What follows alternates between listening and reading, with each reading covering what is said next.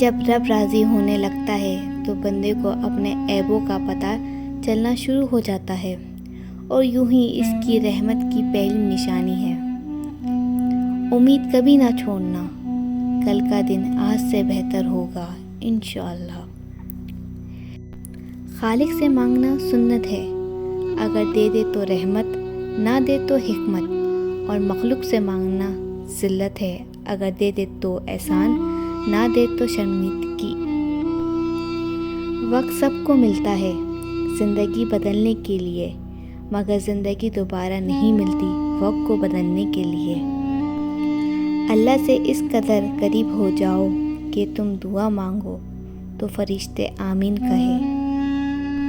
وہ جگہ چھوڑ دو جہاں تمہارا احساس اور تمہارے الفاظ کی قدر نہ ہو، پھر چاہے وہ کسی کا گھر ہو یا کسی کا دل۔ اٹھا کر پھینک دو اپنی زندگی سے ہر اس شخص کو جو تمہارے ذہنی سکون کے لیے خطرہ ہو۔ اکیلے ہونے کی سب سے اچھی بات یہ ہے کہ جب تم پریشان ہوتے ہو تو تمہیں سننے والا صرف اللہ ہوتا ہے۔ Like and subscribe my channel Islamic daily update.